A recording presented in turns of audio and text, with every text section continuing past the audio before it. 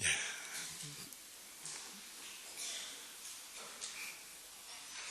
하나님의 말씀은 신약 성경 히브리서 7장 15절부터 17절까지입니다. 함께 봉독하십니다. 멜기세덱과 같은 별다른 한 제사장이 일어난 것을 보니 더욱 분명하도다.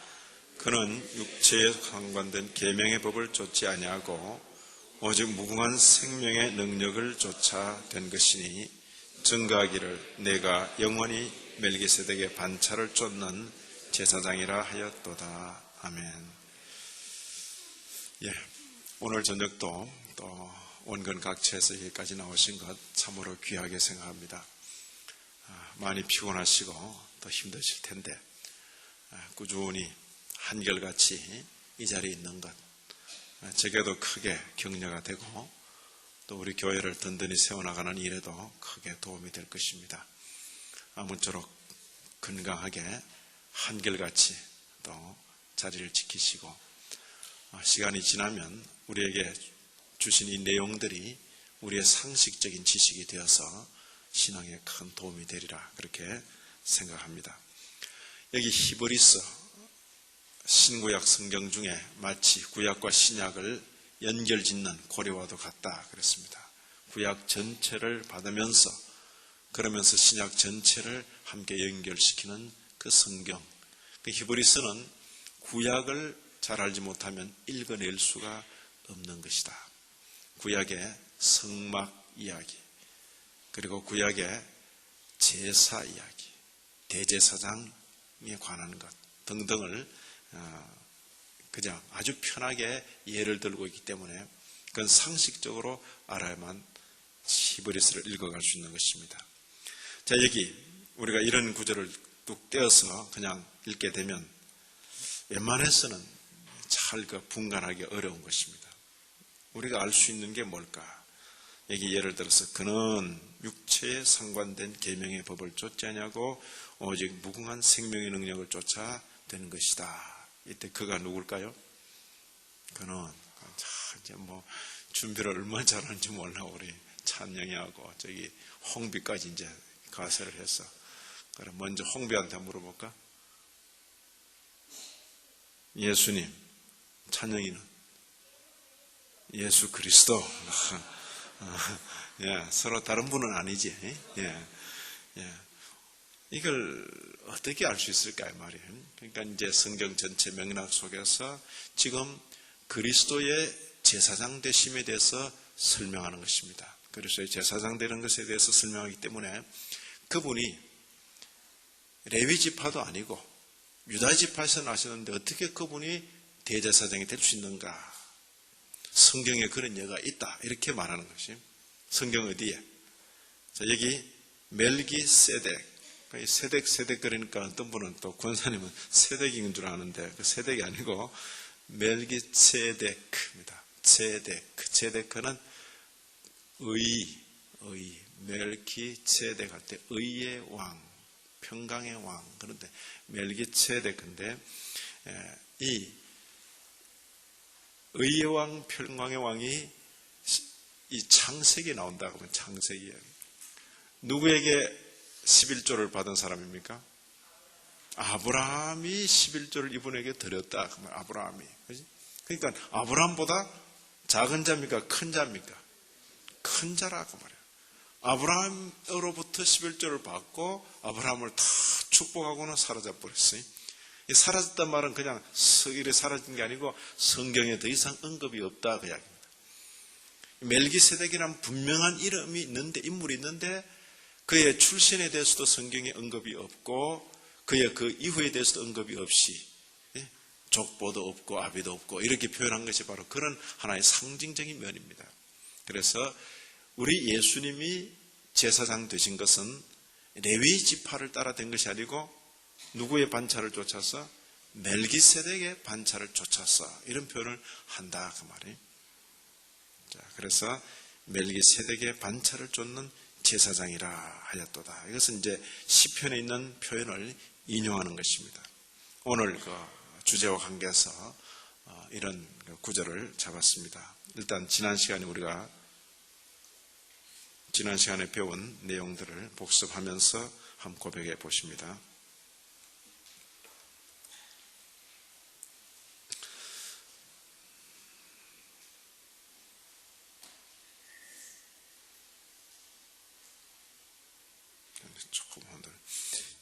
그리스도 안에서 하나님의 공의와 자비라는 제목으로 지난 시간 우리 배운 그리스도 안에서 보이신 하나님의 공의와 자비, 아마 이렇게 표현한 그리스도 안에서 보이신 하나님의 공의와 자비.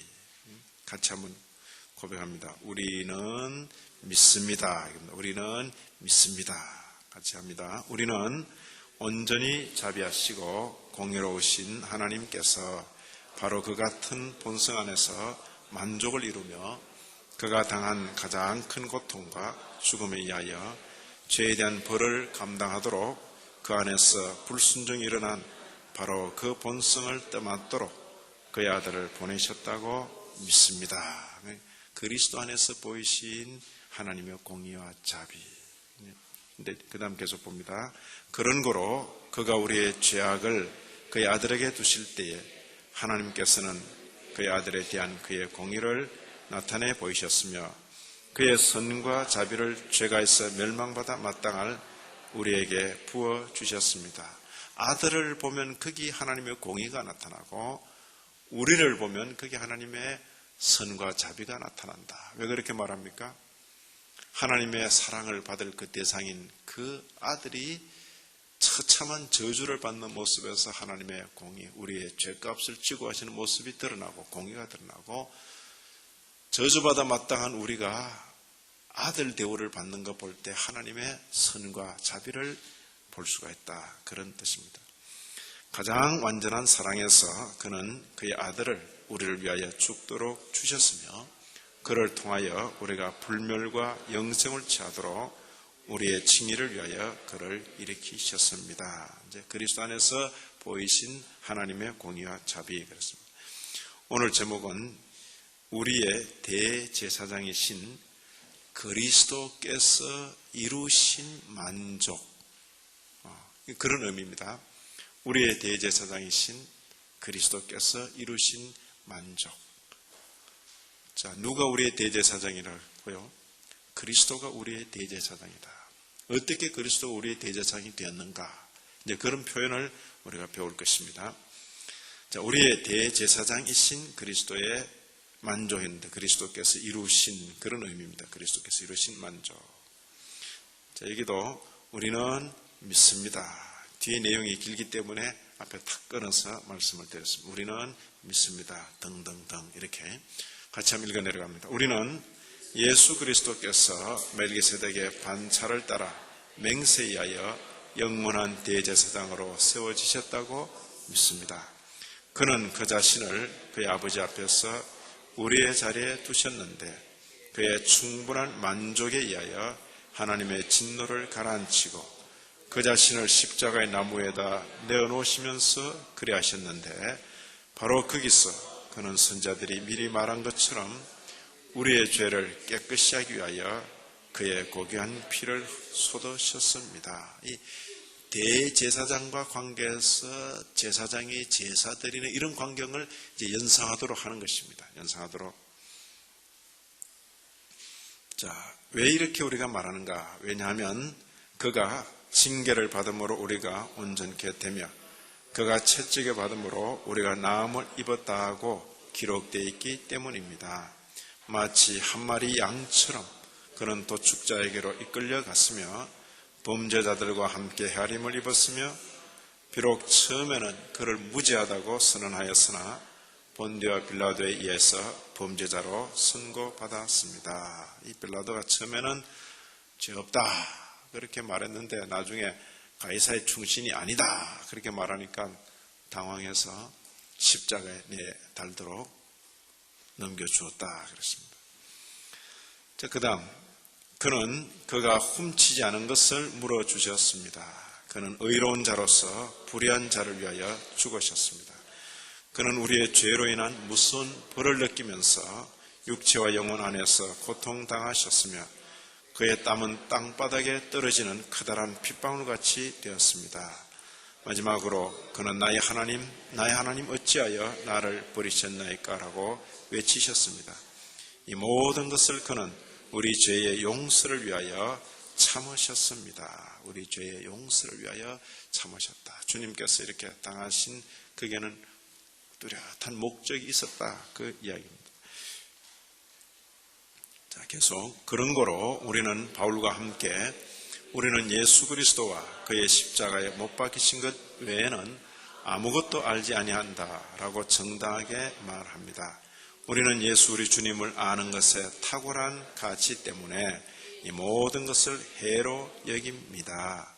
우리는 그의 상처에서 위로를 발견하며 하나님과 화해하기 위하여 단번에 들이셔서 그것에 의하여 믿는 자들이 언제나 완전하게 되는 이 유일한 희생 외에 어떤 다른 순환을 발견해낼 어떤 필요도 없습니다. 이 유일한 희생 뭡니까? 주님께서 친히 자기를 제물 삼아 드리신 이 유일한 희생 외에 어떤 무엇도 우리 구원을 위해서 필요하지 않다. 그 이야기입니다. 오직 그리스도 하는 그 표현입니다. 이 또한 하나님의 천사가 그를 예수, 즉 구원자라고 부른 이유입니다.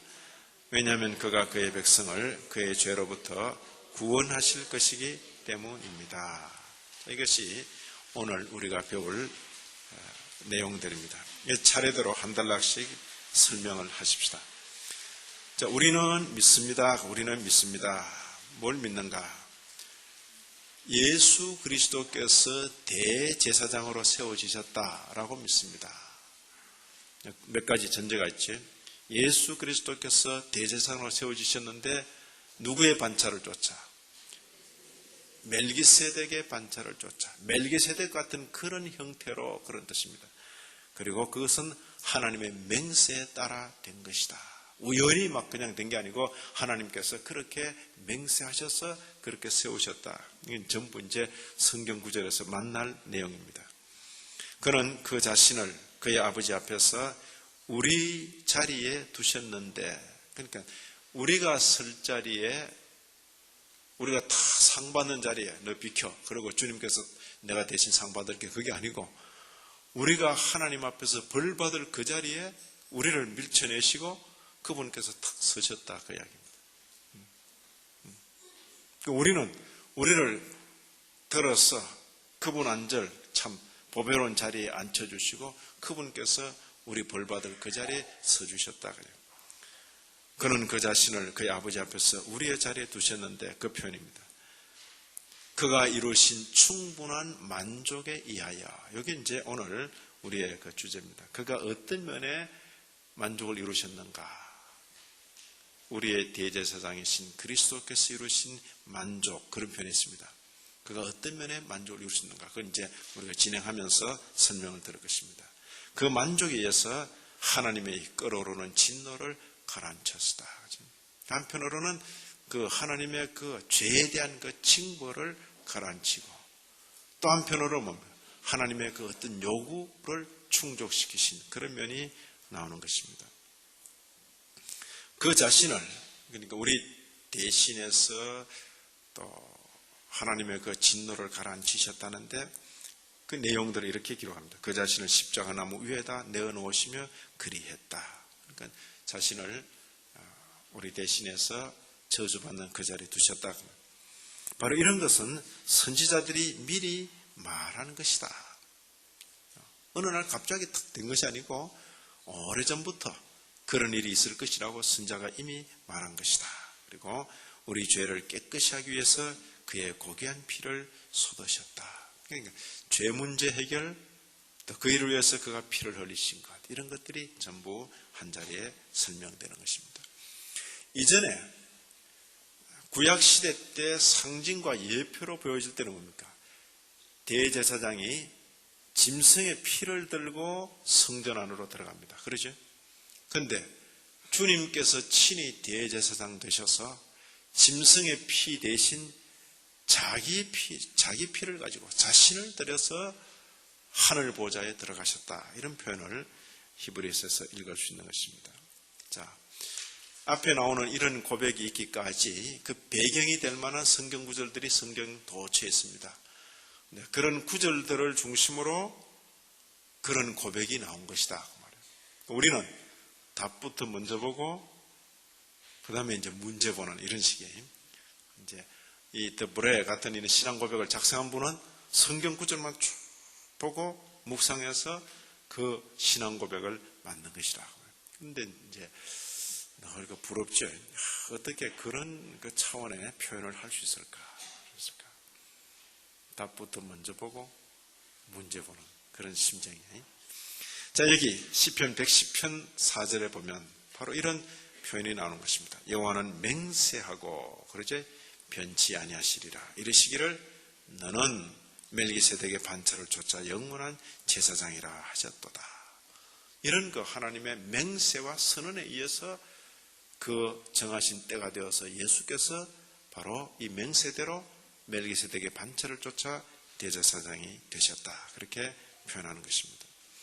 자, 오늘 우리가 읽은 히브리서 7장 15절이야 17절입니다. 누구의 반차? 멜기세덱의 반차. 그렇죠? 육체에 상관된 계명의 법을 쫓지 아니하고, 이 표현은 뭡니까? 육체에 상관된 계명의 법을 쫓으면 대제사장은 누굽니까? 누구의 후손이라 해야 됩니까? 레위지파 아론의 후손이라야 대제사장이 된다. 그렇지 않고 무궁한 생명의 능력을 쫓아 된 것이다. 이건 하나님의 그 정하심에 따라 된 것이다. 그렇게 설명하는 것입니다. 자, 여기 예수는 위하여 그랬습니다. 이중적인 면이 있지. 한편으로는 우리 범죄 때문에 내어줌이 되고 죄 값을 지불하기 위해서 내어줌이 되고, 또 한편으로는 우리 의롭다 하시기 위해서 그다음 뭐라 했습니까? 살아나셨느니라. 여기 표현에 살아나셨다 했는데 주님께서 의롭게 사시고 그런 자로 살아나셨다. 아마 이렇게 생각하면 더 좋을 것입니다. 주님께서 의롭게 사시지 못했으면 어때요? 죄 있는 자가 되어서 대신 죽어줄 수도 없는 것입니다. 그죠? 겨우 죄 없는 자로 일생 동안 죄 안 짓겠다. 그래서 일생 동안 죄 안 지은 자로 우리를 구속하신 것이 아니고, 죄가 없을 뿐만 아니라 일생 동안 하나님의 법을 잘 지켜 순종함으로 의가 충만한 자로 우리를 대신해서 죽어주신 것입니다. 그러니까 두 개가 있죠. 하나는 죽음, 하나는 삶이 있는 것입니다. 그렇죠? 그런 면을 좀 생각하시면 좋을 것입니다. 여기도 우리를 위하여 같이 한번 읽습니다. 그리스도께서 우리를 위하여 저주를 받은 바 되사 율법의 저주에서 우리를 속량하셨으니 기록된 바 나무에 달린 자마다 저주 아래 있는 자라 하였음이니라. 나무에 달린 자마다. 여기 속량이란 표현이 있지. 우리가 받을 저주를 그분께서 대신 저주받으심으로 우리 죽을 죄값을 지불했다. 그런 의미일 것입니다. 속량하셨다. 자, 이런 내용들이 어느 날 갑자기 탁 일어난 것이 아니라 오래전부터, 구약시대 오래전부터 선자들을 통해서 증거된 내용이다. 그 이야기입니다. 자, 누가복음 24장 그러면 자, 물어봅니다. 누가복음 전체 몇 장까지 되어 있어요?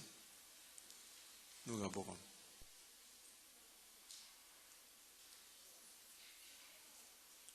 찬양이. 그래. 몇 장?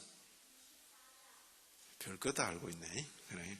누가복음 24장까지 됐어요. 24장. 그러니까 복음서의 마지막 장이다 이 말은 뭡니까? 예수님께서 고난받으시고 죽으셨다가 부활하셨다 그 이야기입니다. 부활하신 주님께서 함께 길 가다가 그 제자들에게 지금 뭔가를 가르치시는 그 장면에 나오는 말씀입니다.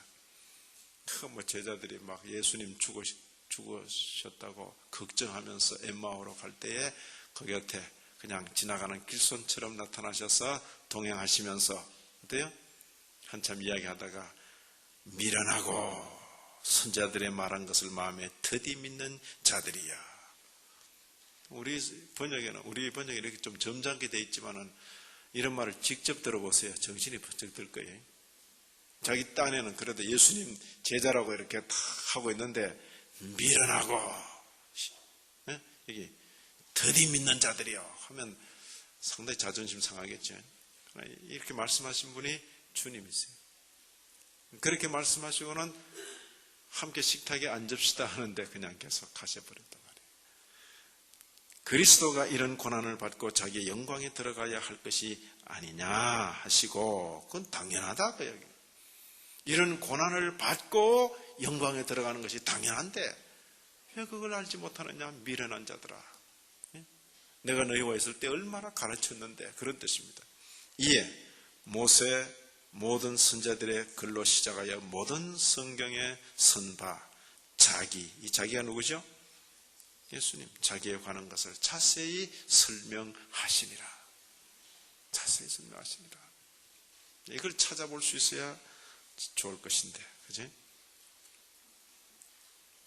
여기도 보면 율법과 선자들에게 증거를 받은 것이다. 어느 날 갑자기 된 것이 아니고 성경에 다 이렇게 설명되어진 일대로 된 것이다. 그 뜻입니다.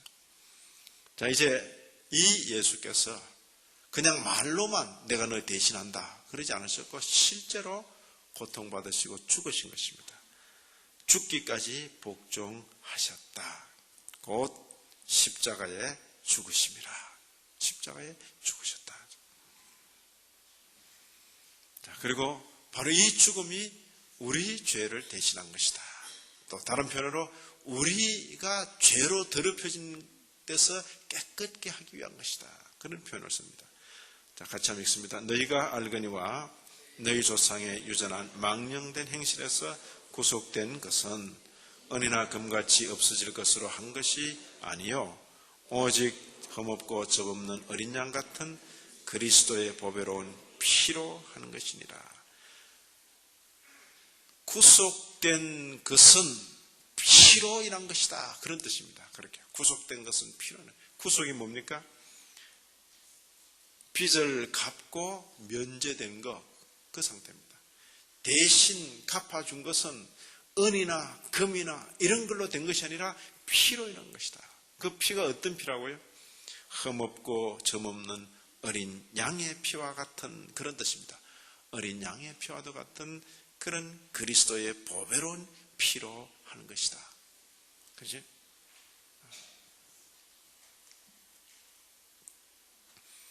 자, 여기도 보면 그 아들 예수의 피가 우리를 모든 죄에서 깨끗하게 하실 것이요.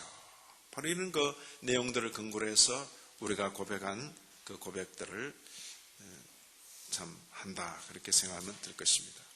자, 여기 왜냐하면 이렇게 말하는 이유는 그가 징계를 받음으로 우리가 온전케 되며 그가 채찍에 맞음으로 우리가 나음을 입었다라고 기록되어 있기 때문입니다.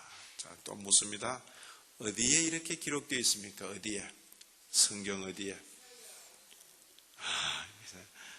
우리 박 집사님도 보면 되게 그 어린아이 같은 마음이 있어요. 그죠? 나도 내가 찬영이보다 못할까 보냐. 그러고는 다 당연히 얼마나 예쁜지 모르겠습니다. 우리 재호 어린이 참. 성경 공부할 때는 저런 마음이 참 좋아요. 다 이렇게. 예. 이사야 53장. 우리가 이사야를 배웠습니다. 그래서 이사야를 배웠습니다. 이사야 53장. 예. 이번에도 성경 퀴즈 하면서 아이들이 그냥 난 설교하고도 모르겠는데 아이들이 다 맞히고 막 외우고 하는 게 제가 충격을 받았어요. 충격을. 야, 참. 네 집 아들들인지 참 가문을 영광스럽게 한 아이들이 그렇게 성경 말씀을 읽고 외우고 선생님들이 그렇게 옆에서 도와주고 그것이 교회가 사는 교회만이 할 수 있는 거예요. 할 수만. 그런데 그런 어떤 주력 그 힘을 놓쳐버리고 교회가 세상 TV에서 하는 거 그런 거 자꾸 따라하고 그래버리면 교회는 능력이 없어요. 세상이 훨씬 잘하거든. 잠실 운동장, 상암 운동장 그런 데서 훨씬 잘한다고. 그러나 아무리 날고 겨도 잠실 운동장, 상암 운동장에서 성경 퀴즈 이런 거 없어요. 없어요. 그건 우리 교회만 할 수 있는 거라고. 그래서 아이들, 어른들, 또 심지어 연세 드신 분들까지 성경을 외우고 읽고 같이 묻고 대답하고 우리가 할 수 있는 건 지금 아주 초보적인 겁니다. 그런 많은 잡다한 내용들을 이렇게 아는 기초 지식을 가지고 그 다음에 교리적인 설명을 부연해 가면 훨씬 더 이해가 빠르다 그 말. 근데 우리가 성경 읽어 놓은 게 없어서 제가 이렇게 설명해도 그런가 이러고 있어요. 그런가 참 답답하지. 기록되어 있기 때문입니다. 그러면 어디 기록되어 있는가? 박재호 집사님은 이사야 53장이다 그렇게 마치고 찬양이도 마치는데 다른 분들은 잘 모른다 그 말이. 자, 여기 보면 마치 한 마리 양처럼 그러죠. 한 마리 양처럼 도축자에게로 이끌려 갔다. 이것도 역시 계속해서 어디에 나오는 표현입니까? 이사야 53장에 나오는 범죄자들과 함께 헤아림을 입었으며, 여기도 보면 이사야 53장으로 되죠. 5절, 7절, 12절. 그리고 그가 죄가 있어서 그렇게 당한 것도 아니다. 그에게는 죄가 없다라고 가장 공정하다고 말하는 로마의 재판관이었던 빌라도가 그렇게 선언했다 그 말이에요. 그렇지만 그는 말을 바꾼 것이 말을 바꿨습니다. 그리고 한번 예수님을 한번 만났잖아요. 자기 재판한다고 탁 예수를 만난 그 어떤 그 눈에 박힌 그 인상, 그리고 그에게서 느꼈던 그 위험, 그리고 자기가 양심을 어기고 그 군중들의 억압에 눌려서 이렇게 마음에는 원치 않는데 또 아내가 그렇게 만류하는데도 그 재판에 연루가 돼서 십자가에 못 박도록 내준 그것이 이렇게 막 가책이 되어서 그날 이후로 잠을 잘 자지 못하고 거의 노이로제 비슷하게 그렇게 있다가 자기가 통치하는 유대에 일어난 반란 때문에 예수 십자가 처형당하고 난 데도 계속 반란이 일어나고 그 반란 책임으로 문책을 당해서 로마로 소환되었다가 그리고는 남쪽 불란서 지방 그쪽으로 유배되어 가서 거기서 결국 자살해서 죽었습니다. 빌라도. 그의 행적에 관한 나중에 연구들이 그렇게 말하고 있습니다. 비운의 사나이입니다. 빌라도. 예수님을 만났지요. 다 만났습니다. 어느 누구보다도 유리한 자리에서 만났습니다. 그러죠? 어느 누구도 예수 앞에서 그렇게 유리하고 그렇게 예수님에게 은혜를 베풀 그런 자리에서 만났다 그 말이에요. 그런데 예수 만난 그의 일생은 처참하기 그지 없는 것입니다. 그는 그의 길을 가고 예수님은 그 사건을 거치면서 당신의 일을 이루시고 사탄은 사탄의 역사를 이루고 주님은 주님의 일을 이루고 각자 이게 하나님의 아주 오묘한 섭니다 그 말이에요. 자, 이런 고백도 역시 이런 구절들을 배경으로 한다 그 이야기입니다. 자, 여기 베드로 전서입니다. 예수님의 12제자 중에 참 수제자로 흔히 불리는 베드로 전서에 보면 이렇게 정리하고 있습니다. 친히 나무에 달려 그 몸으로 우리 죄를 담당하셨으니 저주를 받았다 그 말이에요. 나무에 달려서 이는 우리로 죄에 대하여 죽고 의에 대하여 살게 하려 하심이라. 그냥 당한 게 아니고 뚜렷한 목적이 있다 그 이야기죠. 우리로 죄에 대하여 죽고 의에 대하여 살게 하려 하심이라. 저가 채찍에 맞음으로 너희는 나음을 얻었다. 그죠? 대속의 죽음입니다. 여기 또 나오죠. 이사야 53장. 우리 박재호 집사님이 말씀한 것처럼 이사야 53장입니다. 그가 찔림은 우리의 허물을 인하며 그의 상함은 우리의 죄악을 인함이라. 그가 징계를 받음으로 우리가 평화를 누리고 그가 채찍에 맞음으로 우리가 나음을 입었도다.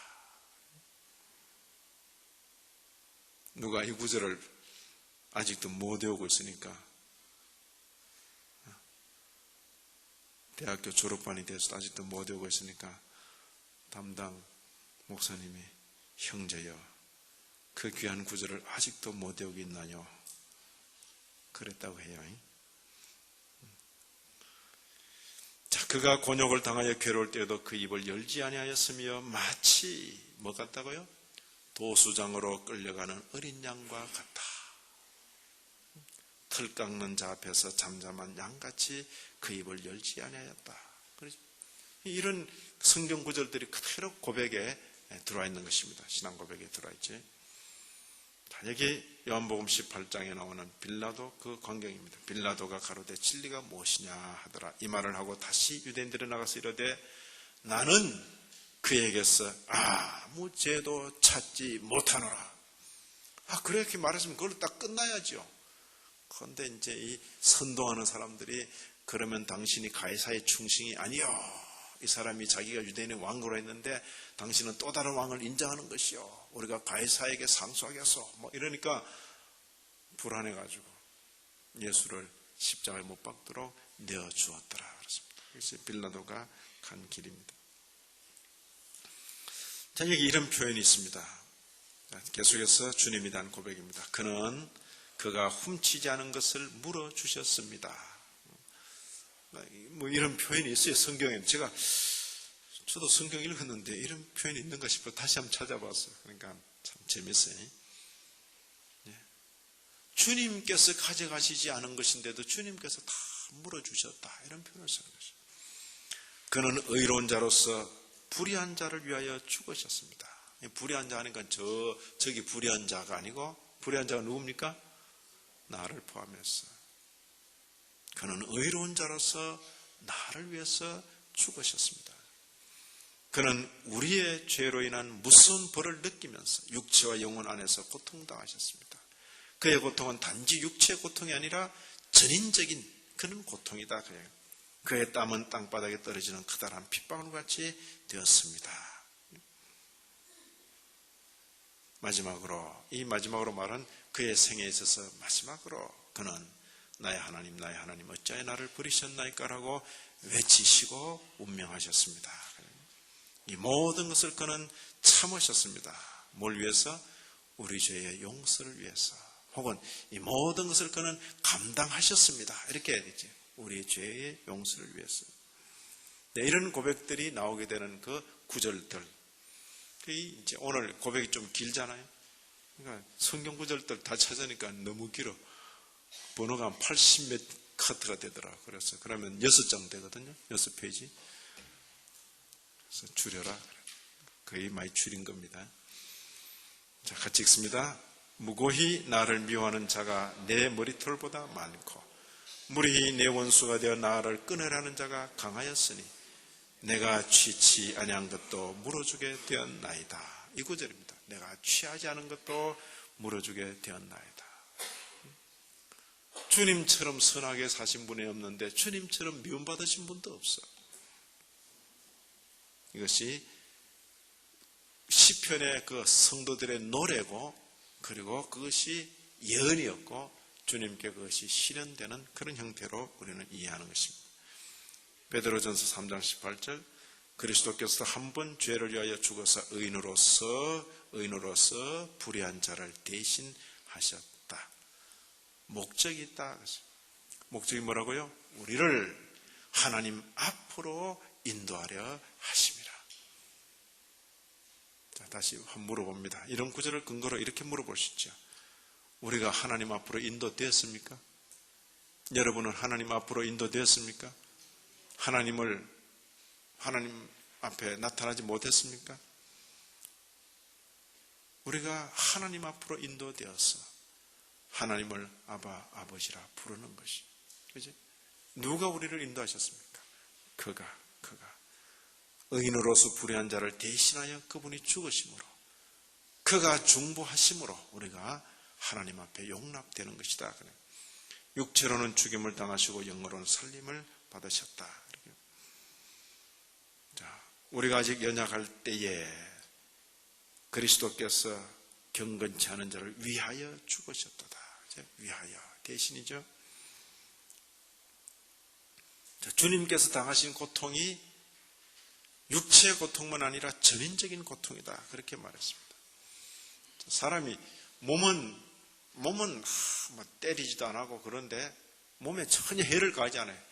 그런데 사람이 속으로 근심하고 걱정하도록 계속하면 몸이 건강할까요? 몸이 못 견딜까요? 사람이 희한해요, 그죠? 사람이 희한해. 조금 어떤 고민스러운 일이 있어서 저녁에 자려고 이렇게 탁 침대에 누워 있는데도 잠이 옵니까? 머리가 말똥 하면서 막 그냥 속이 막 서리가 아프고 그러지? 서리가 아프고 누워서 잠을 못 자. 엎드려 자야 돼. 배가 아파가지고.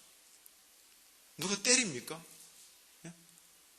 아무도 건드리지 않는데 그냥 여기가 복잡하고 속이 막 서리 아파.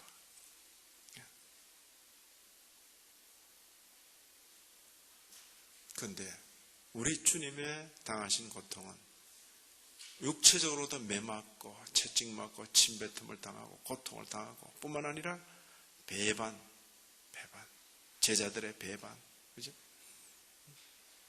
모든 제자들이 떠나가는 것, 외로움, 고독, 그죠? 수천 수만이 따르던 그 인파들 다 떠나버리고 12조차 다 떠나버리고 홀로 남게 되시는 그 고독함, 심지어 하나님께로부터 하늘 아버지께로부터 버림받는 듯한 그 현실, 내 힘이 말라 질그릇 조각 같고 내 혀가 이틀에 붙었나이다. 이런 경우를 당해본 적 있습니까? 주께서 또 나를 사망의 진흙땅에 두셨나이다. 이런 그 예언들, 시편 22편의 이 예언들이 바로 메시아 예언이라 그렇게 표현하고 있습니다. 자, 누가복음은 주님에 대한 기록이죠. 22장, 예수께서 힘쓰고 애써 더욱 간절히 기도하시니 땀이 떨어지는데 핏방울같이 되더라. 이 주님이 당하신 고통의 그 기록입니다. 되더라. 엘리 엘리 라마 사박다니, 그죠? 주님께서 외치신 그 부르짖음, 나의 하나님 어찌하여 나를 버리셨나이까. 엘리, 엘은 하나님이죠. 리 하는 건 나의, 그래서 엘리, 그지? 리, 나의 하나님 라마, 그지? 어찌하여 아자타니. 자, 그런 거로 우리는 바울과 함께 이런 그 이유 때문에 우리는 예수 그리스도와 그의 십자가에 못 박힌 것 외에는 아무것도 알지 않는다라고 정당하게 말합니다. 그지? 이런 그 주님이 계시기 때문에 주님만 최고입니다. 우리는 예수 우리 주님을 아는 것이 탁월한 가치 때문에 다른 모든 것을 해로 여깁니다. 이 해로 여긴다의 표현은 뭡니까? 그걸 구하느라고 주님 놓쳐버린다면 그게 해가 됩니다. 그 이야기입니다. 그죠?